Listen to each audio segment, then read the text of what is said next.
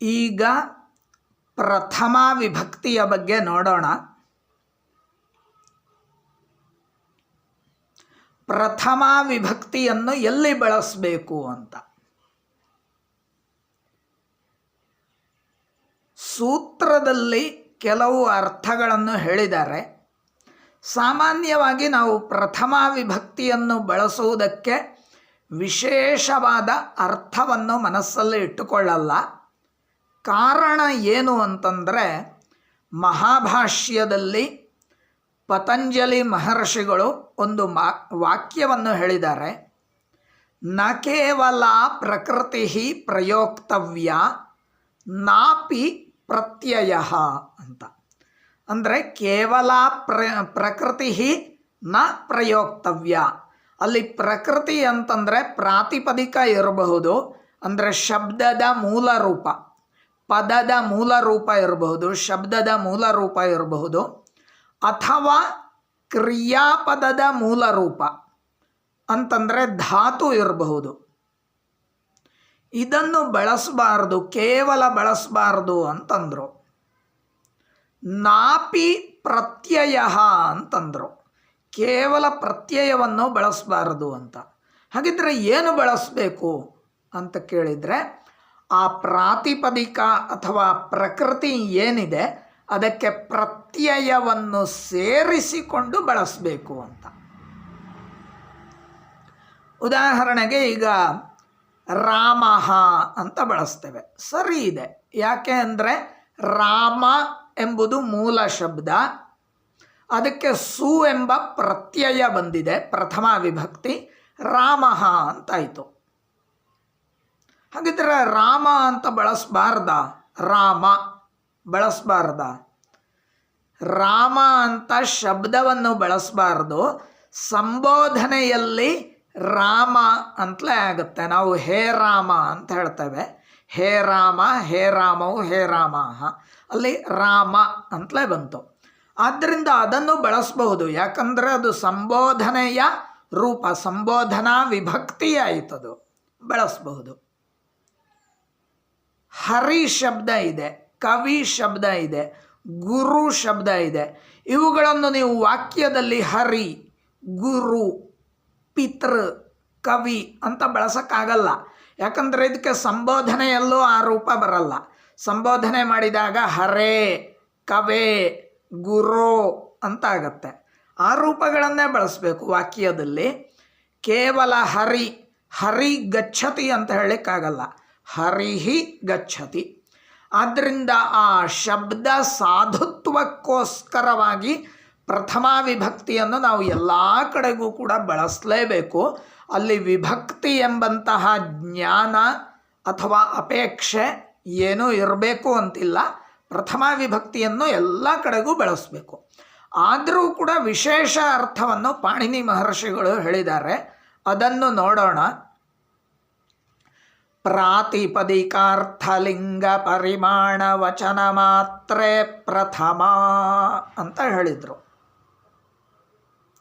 ಪ್ರಾತಿಪದಿಕಾರ್ಥ, ನಾನು ಮೊದಲೇ ಹೇಳಿದ್ದೆ ವಿಶೇಷ ಅರ್ಥ ಇರಲ್ಲ ಅಂತ. ಹಾಗಿದ್ರೆ ಅರ್ಥವೇ ಇಲ್ವಾ ಕೇಳಿದರೆ ಇದೆ. ಪ್ರಾತಿಪದಿಕಾರ್ಥ, ಪ್ರಾತಿಪದಿಕದ ಯಾವ ಅರ್ಥ ಇದೆಯೋ ಆ ಅರ್ಥವನ್ನು ಸೂಚಿಸಲಿಕ್ಕೇ ಪ್ರಥಮ ವಿಭಕ್ತಿಯನ್ನು ಬಳಸಬೇಕು ಅಂತ ಹೇಳ್ತಾರೆ. ಪ್ರಥಮ ವಿಭಕ್ತಿ ಬಳಸಿಲ್ಲ ಅಂತಾದರೆ ಅದು ಆ ಅರ್ಥವನ್ನು ಸೂಚಿಸಲ್ಲ ಅಂತ. ನಾವು ಹೇಳಬಹುದು ಘಟ ಹೇಳಿದಾಗ ಅರ್ಥ ಗೊತ್ತಾಗಲ್ವಾ ಅಂತ. ಗೊತ್ತಾಗತ್ತೆ, ಆದರೆ ವಾಕ್ಯದಲ್ಲಿ ಬಳಸಲಿಕ್ಕಾಗಲ್ಲ. ಅದನ್ನು ಘಟಃ ಅಂತಲೇ ಬಳಸಬೇಕು.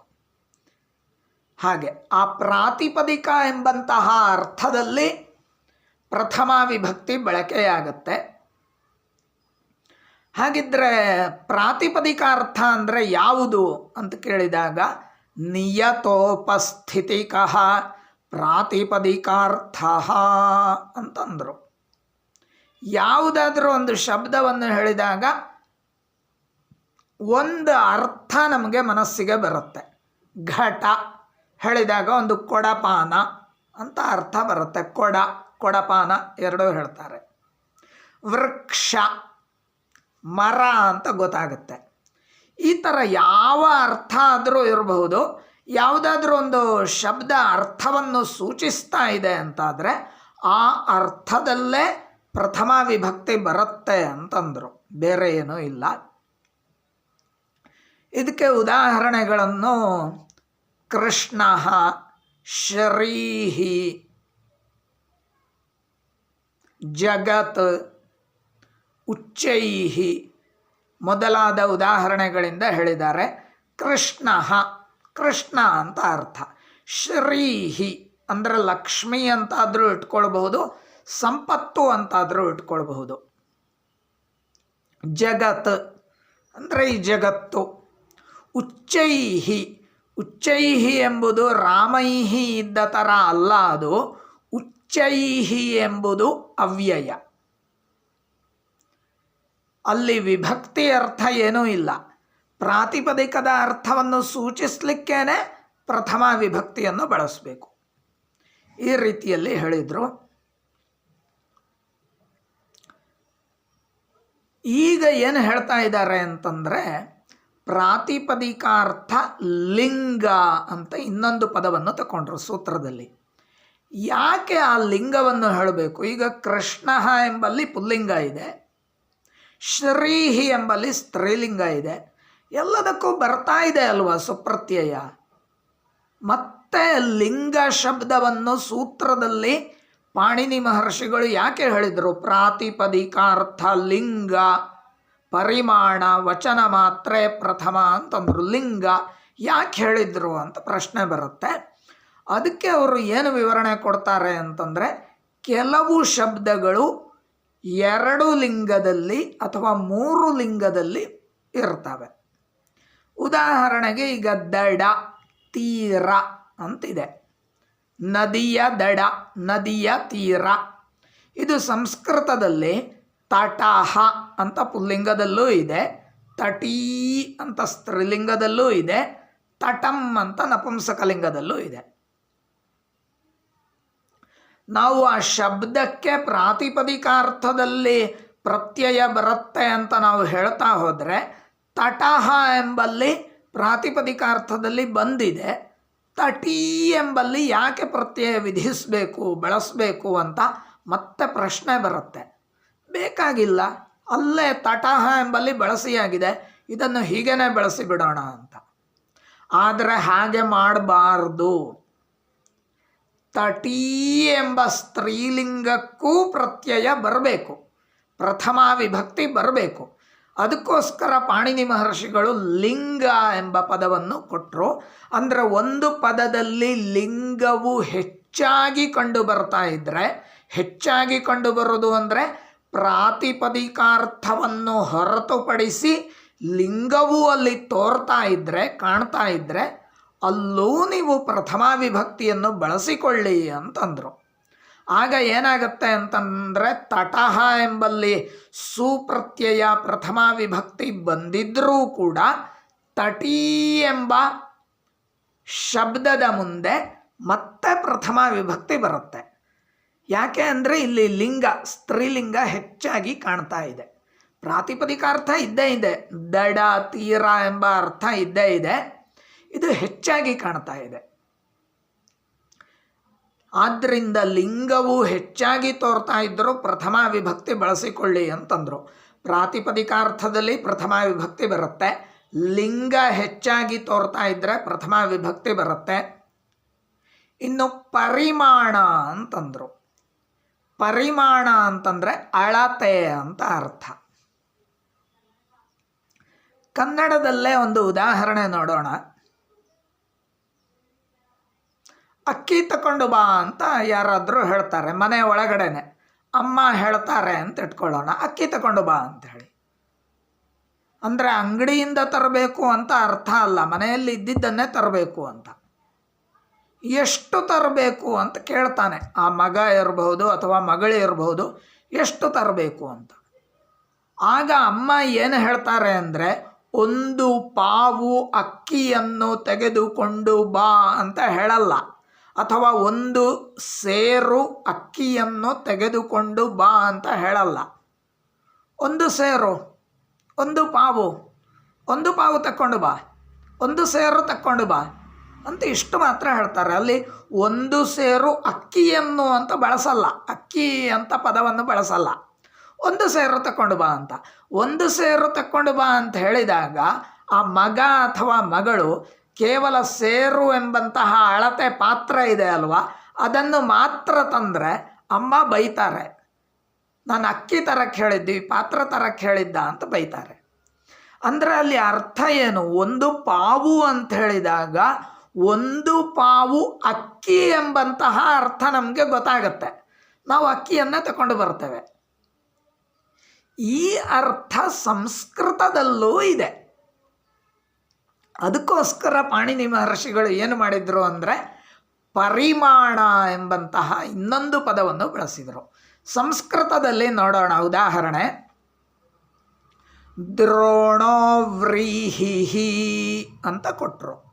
ವ್ರೀಹಿ ಅಂದರೆ ಭತ್ತ ಅಂತ ಅರ್ಥ.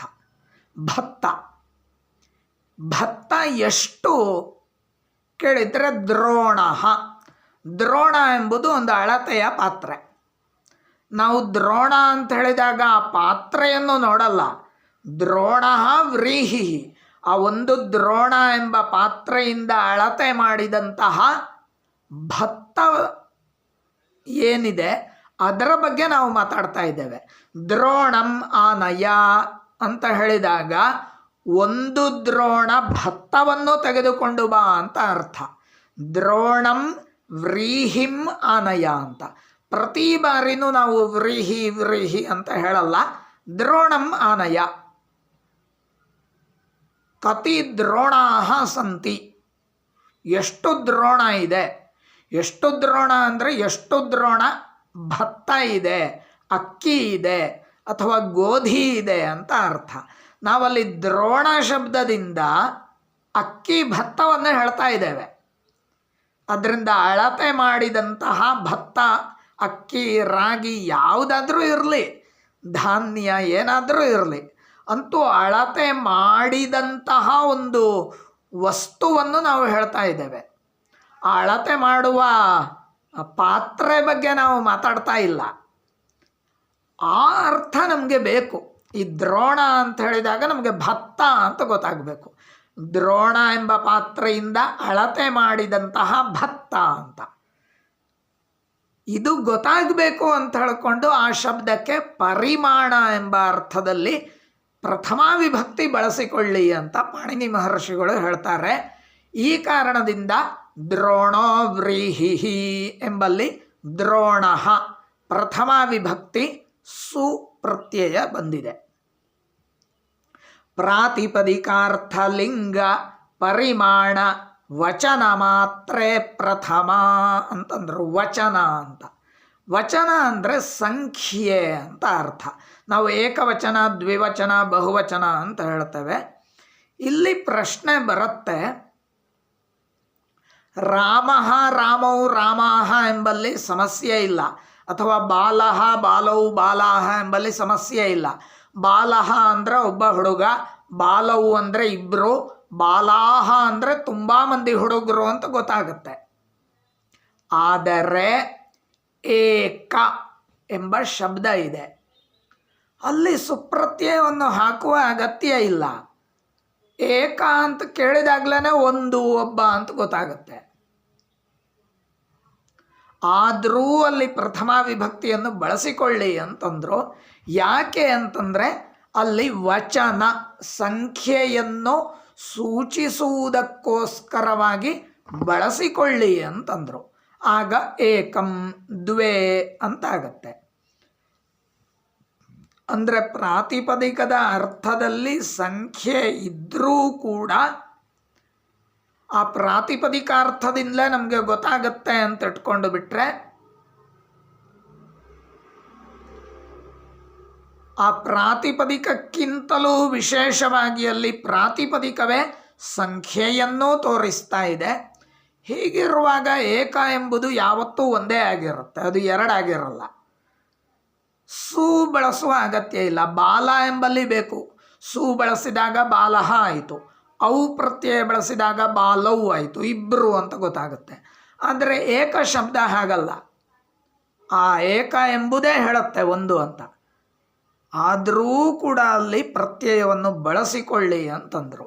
ಹೀಗೆ ಪ್ರಾತಿಪದಿಕಾರ್ಥ, ಲಿಂಗ, ಪರಿಮಾಣ, ವಚನ ಇವಿಷ್ಟು ಅರ್ಥದಲ್ಲಿ ಪ್ರಥಮ ವಿಭಕ್ತಿಯನ್ನು ಬಳಸಿಕೊಳ್ಳಿ ಅಂತ ಪಾಣಿನಿ ಮಹರ್ಷಿಗಳು ಹೇಳಿದರು.